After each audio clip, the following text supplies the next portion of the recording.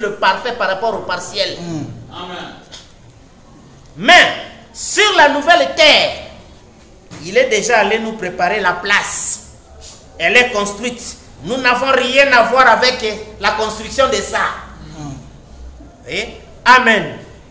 Éternel. Oh, j'aime vraiment ce mot-là. Une sainte convocation. Le 8e jour. Il n'y a que 7 jours.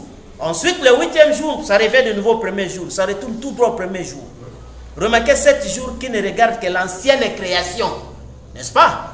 Oh, même les milléniums font partie de l'ancienne création. Les temps du monde. 7 jours, c'est le millénium. C'est le jour du repos. Comme Dieu a travaillé 6 jours, le 7e. L'église travaille 6 jours et se repose le 7e. Mais on est encore dans l'élément du temps. Je ne parle pas de ce qui est éternel. Voyez-vous? Ça n'existe pas, on retourne de nouveau au premier jour. Les sabbats parlent de l'ancienne qui devait disparaître. Observez le sabbat qui a disparu. Ou comme je l'ai dit, c'est changé en autre chose. Il n'a pas disparu, il a seulement changé pour ne plus être l'ancienne loi, observer un certain jour de la semaine. Dans Isaïe chapitre 19, où il est 28-19, je crois il est dit, c'est précepte, un peu là. Retenez ce qui est bon, car c'est par les lèvres balbutiantes et d'autres langues que je parlerai à ce peuple, et voici le repos. Et c'est dans la vie que vous entrez, pas dans l'observation d'un jour, d'une ombre. Paul a dit dans Hébreux 4, vous observez des jours et des ombres et des choses comme ça. J'ai peur de votre expérience, voyez-vous. On n'entre pas dans les jours et des ordres particuliers, vous êtes passé de la mort à la vie. Pas des jours et ceci. 7 jours remarqués qui vont passer, n'est-ce pas? Ce que j'ai dit, c'est qu'ils vont changer en autre chose. 8 jours. Et là, il est question d'une nouvelle création. Voilà. Voyez-vous? Pas d'une ancienne création. 8 jours, c'est une nouvelle création. Or, le millénium, c'est l'ancienne création. Mais purifiée. N'est-ce pas? Et tandis que le 8e jour, c'est la nouvelle création. Parce que nous avons vu que Adam n'était pas la création. Mais de lui devait sortir la création. Correct. Parce qu'Adam devait créer Jésus-Christ, qui devait naître par Ève. Mais il a échoué dans cette mission. C'est pourquoi on a restauré toujours l'ancienne terre, purifiée complètement par les saints. N'est-ce pas? Brûlée complètement. N'est-ce pas? Comme vous avez vu, depuis l'enfance, ne suis pas ce corps, ne fais pas ceci. Il y a un travail avec ça. N'est-ce pas? Effectivement. Donc, prisonnier de Christ. Vraiment. Et ce qui fait que, à partir de là, maintenant, on devait créer maintenant quelque chose d'éternel. Comme Salomon. Son millénium, juste 40 ans. Mais le temple est resté à perpétuité. C'est pourquoi les branhamistes ne comprennent pas que ce royaume-là est passé. Mais la nouvelle terre continue jusqu'à l'éternité. C'est pourquoi le 3e exode, c'était ça pour aller au pays éternel. N'est-ce pas? Continuons. Ceux qui vont changer en autre chose, 8 jours. Là, il est d'une nouvelle création. 8 jours, c'est une nouvelle création. En effet, c'est le 8e jour que notre Seigneur résistait des morts. Voilà l'autre convocation que vous avez. La sainteté. Sans considérer les sabbats et tout, le fait des tabernacles et ceci, le fait des Pentecôtes. Jésus est ressuscité des morts pour notre justification le 8e jour. Après le 7 sabbat, ou 7 jours, 7 âges de l'église, Jésus est ressuscité des morts le 8e jour, qui est une sainte convocation, voyez-vous, qui est le premier jour.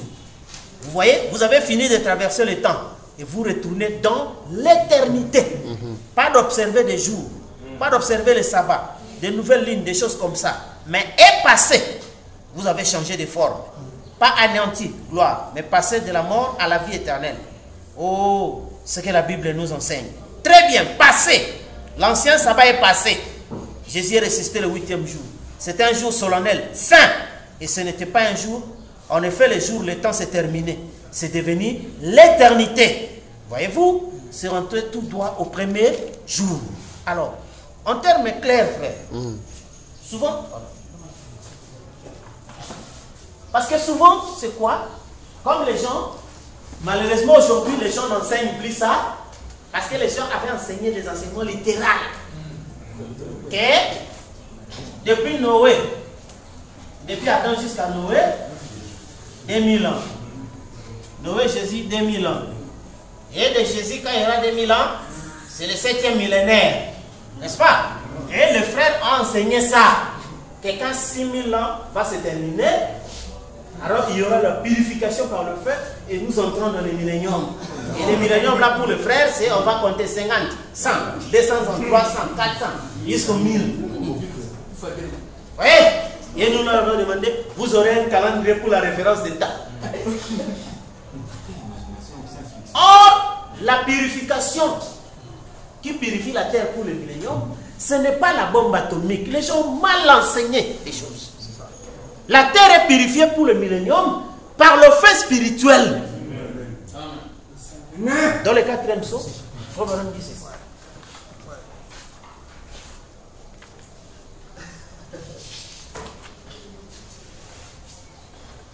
C'est ainsi que vous comprenez que les gens n'ont pas été faits pour ces choses ici, mais ils se sont improvisés.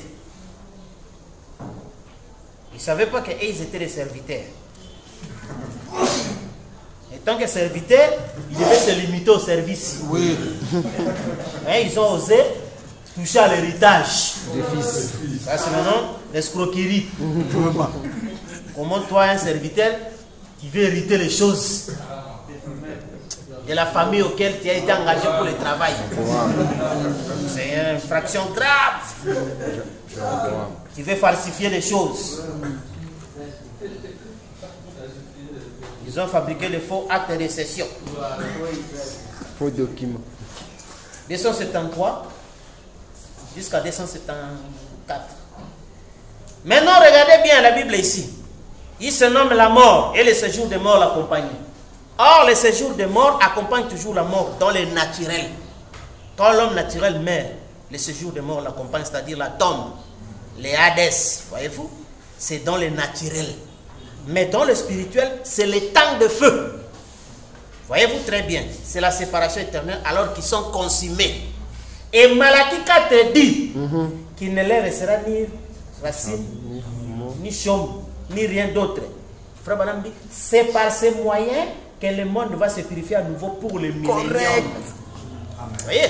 Donc, les moyens de l'étang de feu, les moyens d'être consumé par le feu, c'est ce moyen-là que le monde est purifié pour le millénium. Or, le temps de feu, c'est spirituel. Oui. N'est-ce pas? C'est la tombe qui est naturelle. Alors, c'est ce qui fait que, ici, le 7e jour est passé. C'est-à-dire quoi? Quand les frères, dans les temps, nous avions des discussions avec des frères. Ils disaient, et ils attendaient littéralement. Quand ça sera 2000 ans, après c'est le 7e millénaire. Aujourd'hui, on prêche plus sur ça. Ça, c'est une manque de sincérité. Les gens devraient d'abord commencer par se repentir. Et nous nous sommes trompés. Et je me rappelle, en juin 1996, nous étions en train de parler avec un frère et tout ça. On lui disait que le millénium, vous ne pouvez pas le compter avec ce calendrier catholique. Parce que c'est un mauvais calendrier. D'après ce que Daniel 7 a dit, que cet homme-là viendra espérer changer les temps et les lois. N'est-ce pas? Et vous ne pouvez pas vous fier à ça. Le millénium, ce n'est pas ça. Et puis, on a dit à ce frère-là, veux-tu comprendre rendez-vous avec toi dans 3 ans et demi? Et effectivement, quand l'an 2000 est arrivé, vous avez vu, même les politiciens, et partout, des ignorants, des illettrés. Ils ont eu peur ce jour-là, entre la nuit de décembre 1999 et le 1er janvier 2000. Tout le monde est allé à l'église. Oui, effectivement, les gens, tout le monde est allé à l'église. Parce qu'on dit 2000 ans, le monde va mourir. Alors, ce qui fait que le matin, ils n'ont rien vu. Et jusqu'aujourd'hui, nous sommes à l'an 32. N'est-ce pas? À l'an 32. Et les gens ne prêchent plus sur ça. Vous comprenez? Ils ne prêchent plus sur ça. Mais où est le millénium? Parce qu'on avait promis le millénium. Mais où est le millénium? Vous comprenez? Or, ils n'ont pas su que le 7e jour est passé. Le 7e jour est passé. C'est-à-dire que cela a changé de forme. Oui. Et qu'est-ce qui va se passer? Quand les gens entendent le millénium ici, sur la terre, c'est l'enfer qui est venu. N'est-ce pas? Et l'enfer qui est venu, Pendant ce temps, chez les élus, c'est l'éternité. Exactement. N'est-ce pas? C'est pourquoi dans question, on pense que un fois, madame dit. Question numéro 1.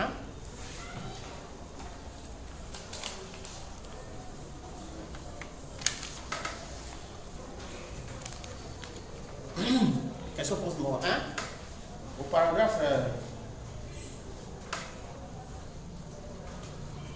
Commençons 189, 190. 189, 190. Bon, vous pouvez lire même en bas là. Or, sur ce point, je crois de tout mon cœur que nous sommes. Si nous ne le sommes pas, quelqu'un l'est. Il doit en être ainsi. Il n'y a plus de temps. Nous sommes à la fin. Dieu créa le monde en 6000 ans. Et le 7e millénaire, il se reposa. Il a dit que l'homme ne vivra jamais au-delà d'une année, ou plutôt d'un jour. Le jour où tu mangeras, tu mourras.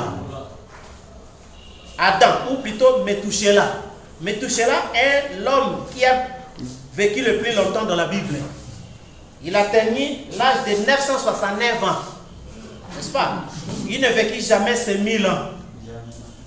Mais l'homme vivra dans le millénium. Soit 1000 ans, pour montrer que le prix a été payé. Frère Branham dit, l'homme vivra éternellement. Le jour sera terminé.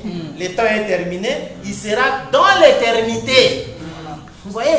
Donc, normalement, c'est vrai que l'homme, comme il avait péché, n'est-ce pas? L'homme devrait vivre un jour. Mais nous avons vu que Methuselah a vécu pendant 969 ans. Il n'a pas atteint le millénium. Et tout le monde attend qu'il puisse vivre les 1000 ans. N'est-ce pas? Or, frère Branham nous dit que non. L'homme vivra éternellement. Donc, au lieu de 1000 ans, c'est l'éternité. Donc, partout où est ce jour, ça, le 7e jour est passé. Frère dit c'est changé à une autre chose. Donc, c'est un millénium mais éternel. C'est l'éternité. Il n'y aura pas de temps à compter, ni quoi que ce soit. Et parce que nous venons de lire avec vous, frère Branham dit que les jugements, c'est encore le temps. Parce qu'après ça, il y a le jugement du trône blanc. Bon. Aujourd'hui, qui peut nier que le jugement du trône blanc n'est pas venu? Et comment le jugement du trône blanc est là? Le millénium n'est pas encore venu. Vous comprenez? Les gens ont raté parce qu'ils n'ont pas compris le plan de la rédemption. Et le millénium, c'était ce meilleur moment que la terre a raté. C'est pourquoi, quand la terre a raté William Branham, c'est le chaos. Il n'y a plus personne qui va payer pour la terre. Oui. Vous comprenez? Et nous avons lu avec vous, jette la pierre en l'air, ainsi dit le Seigneur. Les jugements vont commencer. Alaska a sombré et les autres, jusqu'à aujourd'hui, partout, ça continue. C'est l'enfer. Oui. Pour les élus, c'est l'éternité. Vous comprenez? Ah, remarquez, frère Branham dit dans la Odyssée, quand la Odyssée dit je suis riche, je me suis enrichi, je n'ai besoin de rien. Frère Branham dit, comme s'ils étaient dans un millénium. C'est-à-dire le millénium, c'est quoi? Le diable qui a promis de bâtir un royaume plus glorieux que celui de Michel. Et vous allez voir que juste après frère Branham, c'est là où la terre vraiment s'est mise encore en construction. Même les pays qui étaient sous-développés, tout ça, tout le monde, ils se sont mis à construire. N'est-ce pas? Et c'est pourquoi vous avez vu qu'aujourd'hui, partout dans les églises, l'ère millénium, c'est le matériel. N'est-ce pas? L'or périssable, dont l'Odyssée dit que je suis riche, je n'ai besoin de rien. C'est pourquoi vous comprenez qu'après le passage de frère Branham, toutes les églises cherchent les richesses. N'est-ce pas? Et c'est un esprit, quand il a dit que les soucis de la richesse, du confort, n'est-ce pas? Et de la tension nerveuse. Donc cette chose-là fait que c'est le faux millénium. Mais ça, c'est pas un millénium, c'est plutôt l'enfer. Parce que frère Branham dit que tout ce qu'ils sont ne résistera pas à l'épreuve du jour. N'est-ce pas? Malgré tout ce qu'on a mis, mais frère Branham dit tout à coup, il y a des maladies mentales et tout ça, les cris au plus profond du cœur sans raison apparente. Ouais. Et c'est ça, vous comprenez? Alors c'est pourquoi vous remarquerez que le millénium ici, c'était pour annoncer la création, pour créer ce qui est éternel. C'est pourquoi l'homme de la rédemption ne s'attend plus à 1000 ans, mais il est dans l'éternité. Parce que le 7e jour est passé. C'est-à-dire a changé de forme. C'est devenu l'éternité. Vous comprenez? Alors c'est ainsi que la même chose comme le frère qui croyait que oh, nous allons partir pendant 3 ans et demi. On va souper avec le Seigneur et prendre ceci. On va nous dire que quand Melchisedec viendra, après la dernière bataille, il nous donnera la communion pour toute l'éternité. C'est ainsi, il faut prendre l'écriture de Frère Branham au sérieux quand il dit qu'après la Odyssée, il n'y aura plus de pour toujours. Ça sera l'éternité réelle et authentique. Et ce que les humains appellent le temps ici, nous savons que ce n'est pas le temps, c'est l'enfer. Littéral. Quand Frère dit que nous sommes dans une éternité réelle. Et nous vivons aussi dans un enfer réel et authentique. Réel. N'est-ce pas? Et nous savons que cet enfer-là est hautement représenté par la femme. N'est-ce pas? C'est ainsi que vous comprenez que ce qui arrive quand on arrivera par eux. Les gens me mariaient. Or, les gens me mariaient aujourd'hui. Il y a beaucoup trop de mariages qui se font, mais ce ne sont pas des mariages. Ce ne sont pas des mariages. Quand on va prendre la définition originale du mariage, ce n'est pas le mariage. N'est-ce pas? Les gens font pour les honneurs, n'est-ce pas? Pour les intérêts, et pour tout ça. Or, la femme, l'objet même qui était donné pour le repos de l'homme est devenu son objet de tourment. N'est-ce pas? C'est devenu son objet de tourment. Parce que la majorité des créatures qui ont été vues en enfer, c'était des femmes. Et quand Frère Branham a vu la réalité, il a vu c'était là dans le supermarché. N'est-ce pas? Dans le supermarché. C'est là que vous avez vu réellement l'enfer. N'est-ce pas? Et c'est pourquoi nous avons vu que nous par le mystère, nous entrons dans l'éternité, où nous ne venons pas par des rites et des ordres et ainsi de suite. Mais nous comprenons parce que nous connaissons toutes les dimensions. Nous connaissons l'éternité, nous connaissons aussi l'enfer. C'est pourquoi quand nous voyons un frère, il prend une femme là-bas, nous avons dit, tu entres dans quel pavillon? N'est-ce pas? Parce que c'est pavillon. C'est un pavillon de l'enfer. N'est-ce pas? L'autre a dit, alors j'ai choisi un pavillon moins chaud. Plus chaud, non? C'est toujours l'enfer. Ça n'engage que lui-même. Oui. C'est un pavillon. Mais là, il y a la joie. N'est-ce pas? Ni tourment, ni cri, ni deuil, ni quoi que ce soit. C'est les lieux très fins. Là, on dit que vous êtes insonorisé du bruit du dehors. C'est ça qui est vrai. Alors c'est ce qui fait que les gens qui ont entendu le millénium, ils ont maintenant accueilli l'enfer. Vous comprenez? Et de plus en plus, les choses vont aller de pire en pire. N'est-ce pas? Et c'est ainsi que vous comprenez que, littéralement, nous sommes dans cet enfer-là. N'est-ce pas? Et comme l'éternité était devenue tangible, l'enfer aussi est devenu tangible. N'est-ce pas? Parce que l'enfer est caractérisé par l'abîme, le puissant fond. N'est-ce pas? Dans ce monde de ces femmes et des hommes-là, au puissant fond. Comme dans les spirituels, l'épouse est comme un puissant fond, c'est-à-dire qu'elle demande toujours la révélation. La révélation. N'est-ce pas? Et vous allez trouver de l'autre côté la même chose. N'est-ce pas? Qui demande toujours la richesse, la foi. N'est-ce pas? C'est ainsi que vous comprenez la femme d'aujourd'hui qui est devenue l'abîme de l'enfer. Que l'homme puisse avoir l'argent ou pas, il doit travailler. N'est-ce pas? Il doit aller chercher encore l'argent. Il doit faire toutes ces choses-là. N'est-ce pas? Alors c'est ce qui fait qu'elle passe là-bas, tout ça là. Quand vous le provoquez, soyez conséquents. N'est-ce pas? Soyez conséquents par son fait dévorant. N'est-ce pas? Où les gens pleurent. Et puis un autre gars dit, oh, me dit, yo moro benga qui est. Parce que c'est l'abîme. Vous comprenez? Donc c'est l'abîme. Alors c'est ce qui fait que, vous voyez, les grands mystères, c'était ça. Le millénium, n'est-ce pas? Qui était Frère Branham le 7e jour. Les repos, n'est-ce pas? Les plus grands dons. Mais quand la terre a raté ça, donc il n'y a rien, il n'y a aucun programme qui peut encore aider la terre. Ni l'église, ni la politique, ni la puissance démoniaque, ni monde, il n'y a rien qui peut encore aider les humains. Parce que la dernière aide que les humains ont eue, c'était William Branham. Nous ne sommes pas venus pour aider l'humanité. Nous, on nous a vu en vision en train de détruire l'humanité. Nous qui, la pierre de Daniel. On nous a vu venir pour détruire. On ne nous a pas vu venir construire la terre. Exact. Exact. Comme dans les spirituels, vous allez voir que la Russie était née pas pour devenir économiquement puissant. La Russie est née pour détruire. N'est-ce pas? Et ce qui fait que toute son intelligence est concentrée vers la destruction. Vous comprenez? Et c'est ce qui fait que vous voyez dans les églises aujourd'hui, toute l'intelligence des pasteurs est convergeant maintenant vers le matériel, vers l'argent. N'est-ce pas? Mais nous, c'est constamment occupé des affaires du Père. Parce qu'on cherche toujours là où il faut détruire les églises. Donc là, il faut montrer aux gens que ces choses-là n'appartiennent pas à Dieu. Ça, c'est vrai. Voyez, donc on doit être préoccupé comme la Russie, qui est née pour détruire les États-Unis, détruire. Donc c'est ça leur préoccupation.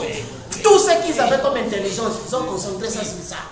Vous comprenez? Et nous, dans le spirituel, c'est ça. Donc tout notre savoir, nous les concentrons pour détruire tout ce qui fait tromper les gens au nom de notre frère Dieu. Nous leur montrons que non, ils ne travaillent pas avec notre frère. Nous, on connaît notre frère. On connaît ses lois et ses principes. Ce qu'ils vivent là, ce n'est pas ça là, sa vie. C'est leur propre vie. N'est-ce pas? Et c'est ce qui fait que c'est ça le rôle pour lequel nous sommes sur la terre. On est à la Bible.